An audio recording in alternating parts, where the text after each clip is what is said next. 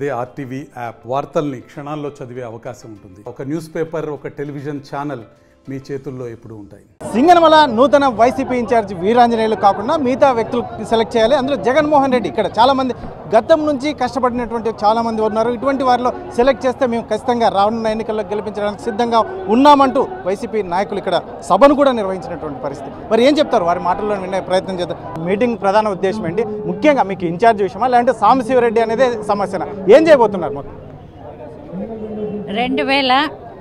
2019 ఎలక్షన్లప్పుడు ఎన్నుకున్నటువంటి అభ్యర్థిని ఆ రోజు విజయపదంలో నడిపించినారు.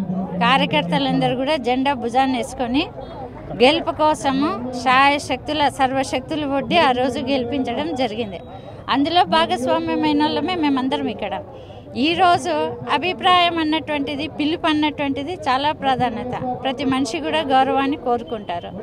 ఆ రోజు మండల స్థాయిలో, గ్రామ స్థాయిలో, పంచాయతీ స్థాయిలో కార్యకర్త ప్రతి ఇంటికి పరిగెత్తిపోయి ఓటు వేయించి గెలిపించిన ఈ ప్రజాప్రతినిధులందరూ కూడా సరైన అభ్యర్థిని ఎన్నుకుంటే మంచి విజయపదంలోకి తీసుకుపోవాలన్నదే ఆశ. గెలిపించాలి అభ్యర్థిని, జగన్మోహన్ రెడ్డి గారిని సీఎం చేయాలి అన్నదే ఏకైక నినాదం. ఇందులో భేదాభిప్రాయాలు లేవు. కేవలం మంచి అభ్యర్థికి అవకాశం ఇవ్వండి అన్నదే ఇక్కడ అభిప్రాయం. ఒకవేళ మీరు అధిష్టానం జగన్మోహన్ రెడ్డి గారు మీ ఆలోచనని ఆయన పరిశీలిస్తారని చెప్పేసి ఆశిస్తున్నారు. ఒకవేళ అటువంటి పరిస్థితి లేకపోతే మీ కార్యాచరణ ఎలా ఉండబోతుంది? తప్పకుండా కుటుంబ పెద్దగా పిల్లలైనటువంటి మా అందరి అభిప్రాయాన్ని పరిగణలో తీసుకుంటారు. అది మా నమ్మకం. మా నాయకుడి పైన మాకున్న నమ్మకం. అంటే ఒకటి ఇప్పుడున్న పరిస్థితుల్లో సిట్టింగ్ ఎమ్మెల్యే జొన్నలగడ్డ పద్మావతి లేదంటే సాంబశివరెడ్డి వీళ్ళ సూచించిన అభ్యర్థి కాదని ఏం చెప్తారు? ఇప్పుడు ప్రజాభిప్రాయంతో కార్యకర్త అభిప్రాయాన్ని పరిగణలో తీసుకోవాలి అన్నదే ఇక్కడ ముఖ్య ఉద్దేశం. మంచి సమర్థుడైన నాయకుడిని ఎన్నుకున్నప్పుడు తప్పకుండా గెలుపు అవకాశాలు మెండుగా ఉంటాయి. అదే వీళ్ళ అభిప్రాయం చెప్తా ఉన్నాం మేమందరం. నాయకులు, కార్యకర్తలు, గెలిచినటువంటి ప్రజాప్రతినిధులు, సర్పంచ్, ఎంపీటీసీలు, జెడ్పీటీసీలు, ఎక్స్లు, వైలు అందరూ కలిస్తేనే ఒక పప్పు అవుతుంది. ఈరోజు ఉప్పొద్దంటే పప్పు ఎట్లుంటుందో మీకే తెలుసు. ఏంటి సార్ మీరు ప్రధాన డిమాండ్ ఏంటి? డిమాండ్ ఏం లేదన్నా. ఇంతకుముందు కూడా సాంబశివరెడ్డి గారికి మేము కష్టపడి చాలా చేసినాము. కానీ కష్టపడి చేసిన దానికి ఎవరైతే కష్టపడి మా కోసం చేశారనేది మర్చిపోయి ఆయన కుటుంబ పాలన వాళ్ళ ఇంట్లో వాళ్ళకి సంబంధించిన వాళ్ళకే చేయడం జరిగింది. ఈరోజు ఎంతైతే ఆయనకి సపోర్టివ్గా ఈ నియోజకవర్గ ప్రజలు ఎంతైతే సపోర్ట్గా నిలబడ్డారో అంతకు రెట్టింపుగా వ్యతిరేకత వచ్చింది. కాకపోతే జగన్మోహన్ రెడ్డి సార్ గారు ఏదో మారిస్తే ఏదో మాకు మారిది మళ్ళీ కొత్త వ్యక్తి వస్తాడు, కష్టపడి మరీ చేద్దాం అదే ఊపుతో ఉన్నాం. కాకపోతే వాళ్ళ ఇంటి వ్యక్తికే ఇవ్వడం జరిగింది. అందుకోసమే మీరు కూడా చూస్తున్నారు, ఒక్క రోజులోనే ఇక్కడ 1000 మంది రావడం జరిగింది. కనీసం ఆయన వీరాంజనేయులు గారికి పరిచయ వేదికని పెట్టిన రోజు కూడా ఇంతమంది జనము రాలేదు. అది పెద్ద ఆశ్చర్యం. మీరు చూడాలా, సారు చూడాలా, అందరూ చూడాలా. జగన్మోహన్ రెడ్డి గారు కూడా కొద్దిగా అర్థం చేసుకోవాలా. ఇక్కడ ఉన్నటువంటి ఎంపీటీసీల నుంచి జెడ్పీటీసీల వరకు ప్రతి ఒక్కరు కూడా ఎవ్వరు కూడా ఇష్టపూర్వకంగా లేరు. దయచేసి ఇది జగనన్న కొద్దిగా ఆలోచన చేసి, మరొక వ్యక్తికి చాలా విద్యావంతులు ఉన్నారు, ఆలోచించే చాలామంది ఉన్నారు ఇక్కడ. అంటే మొన్న డిఎస్పీ గారు శ్రీనివాసమూర్తి గారు అనేసి ఒక ఆయన వచ్చారు. ఆయన గత ఎలక్షన్లలో కూడా ఆయన కష్టపడి తిరిగి చూశారు. ఆయన ఎప్పుడు కూడా ప్రజల దగ్గరికి రావడం జరిగింది. కానీ ఎప్పుడు కూడా ఆయన పేరు మేము వస్తుందని ఆశించినాం, కానీ ఆయన పేరు రాలేదు. మరి వేరే ఏ ఆలోచన అయినా చేసి కూడా ఇక్కడ ఉన్నటువంటి వ్యక్తిని అతి త్వరగా మారిస్తే ఇక్కడ మేము ఏదైనా కష్టపడి ప్రజలకి మేము పోయి ఓటు అడిగేదానికి ఉంటుంది. దయచేసి ఇది ఆలోచన చేసి వీలైనంత తొందరగా ఇక్కడ సమన్వయకర్తని, ఇక్కడ సాంబశివారెడ్డిని ఆయన ఏర్పాటు చేసుకున్న ఆయన ఇంటి దగ్గర పనిచేసే వ్యక్తిని పెట్టుకొని ఆయన చెప్పినట్లు ఇప్పుడు ఆయన ఉండి ఆయన 4 సంవత్సరంలో మాకు ఏంది జీరో, ఏంది పలకలేదు, ఏం పనులు చేయలేదు. తర్వాత అదే వ్యక్తిని పెడితే ఇప్పుడు కూడా ఆయన చెప్పిన మాటలు వింటాడు, మాకేంది జరగదు అంటే మాకేం డబ్బులు సంపాదించుకోవడం కూడా కాదు, మర్యాద కనీసం మర్యాద కూడా లేదు.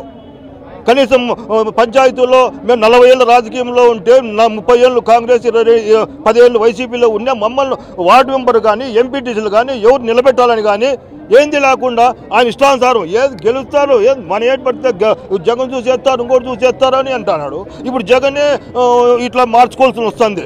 జగన్ చూసి గెలిచేది క్యాండిడేట్లు మార్చాల్సిన అవసరం లేదు కదా, ఇట్లా వాళ్ళ నుండి మార్చాల్సి వస్తుంది. లేకపోతే జగన్ చేసిన మంచి కార్యక్రమాలు ఉన్నాయి, ఇట్లా వాళ్ళంతా ఉన్నారు కాబట్టి ఈ విధంగా పార్టీకి చెడ్డ పేరు వస్తుంది.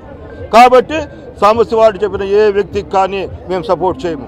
మన ఎంపీటీసీలో కూడా మేము వైసీపీకి ఆపోజిట్ తెలుగుదేశం చేసాం, 2 ఎంపీటీసీలు తెలుగుదేశం గెలిపించాం. ఇప్పుడు కూడా తెలుగుదేశం పోకుండా మా కరెక్ట్ అయిన వ్యక్తి వస్తే మేము ఉంటాం. సరే, అంటే గతం నుంచి జగన్మోహన్ రెడ్డి కోసం కష్టపడిన వ్యక్తులకి ఎవరికైనా మీరు సపోర్ట్ ఉంటుందా?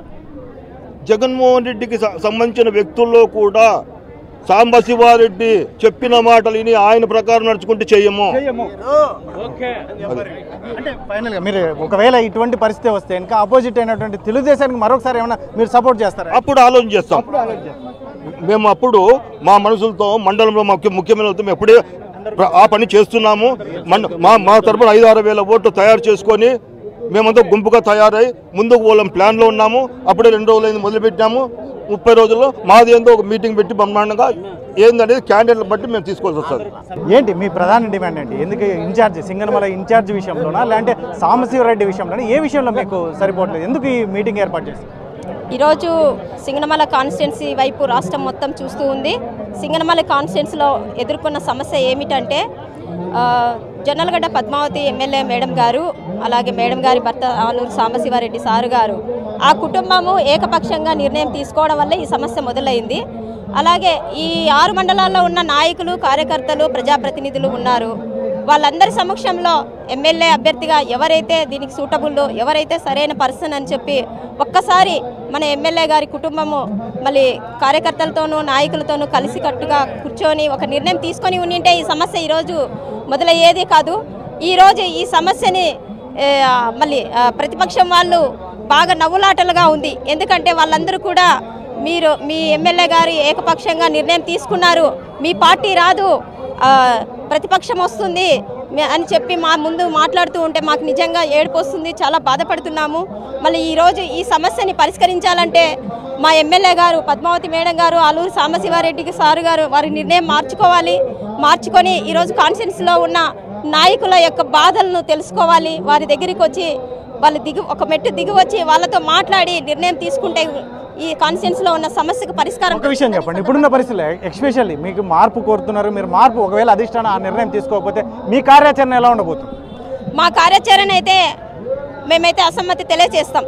ఎందుకంటే ఈరోజు ఈ సమస్యకి ప్రధానంగా చాలామంది యువత మళ్ళీ స్వచ్ఛందంగా మళ్ళీ రెబల్గా నిర్ణయం తీసుకొని పార్టీ కోసం ఎమ్మెల్యే అభ్యర్థిగా నామినేషన్ వేసేదానికి కూడా సిద్ధంగా ఉన్నారు.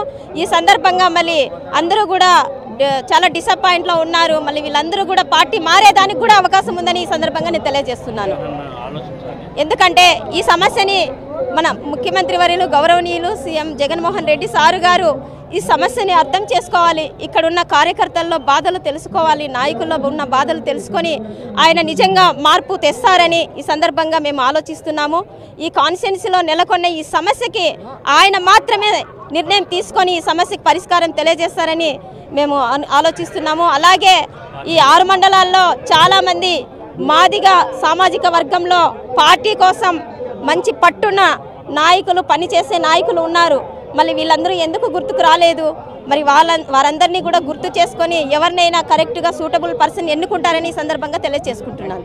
సాంబశివారెడ్డి సూచించిన వ్యక్తి కాకుండా మిగతా అభ్యర్థులు చాలామంది ఇక్కడ కష్టపడి పార్టీ కోసం కష్టపడిన వాళ్ళు, ఇందులో చాలా నష్టపోయిన వాళ్ళు చాలామంది ఉన్నటువంటి నేపథ్యంలో అందరినీ కలిసి ఒక నిర్ణయం తీసుకొని ఉంటే బాగుండేదని, అందులో ముఖ్యంగా జగన్మోహన్ రెడ్డి గారు మరొకసారి ఈ మా మీటింగ్ ద్వారా పునరాలోచన చేస్తారని చెప్పేసి ఆశాభావం వ్యక్తం చేస్తూనే ముఖ్యంగా చాలామంది కూడా మేము గతంలో కూడా వేరే పార్టీకి, ఎందుకంటే సాంబశివారెడ్డి అనే వ్యక్తి నచ్చక వేరే పార్టీకి చేసినటువంటి స్థానిక సంస్థల్లో వేరే పార్టీకి చేసాం, కాకపోతే రానున్న ఎన్నికల్లో కూడా ఏ నిర్ణయం తీసుకోబోతామో కూడా తెలియదు. అందులో ముఖ్యంగా జగన్మోహన్ రెడ్డి మరొకసారి పునరాలోచన చేసి సింగనమల నియోజకవర్గ అంశం వైసీపీ ఇన్ఛార్జ్ అంశమే మరొకసారి సరైన నిర్ణయం తీసుకుంటారని చెప్పేసి ఆశాభావం వ్యక్తం చేస్తున్నారు ఇక్కడ స్థానిక నాయకులు. కెమెరా పర్సన్ సుధాకర్తో చల్లకనేడు RTV అనంతపురం జిల్లా.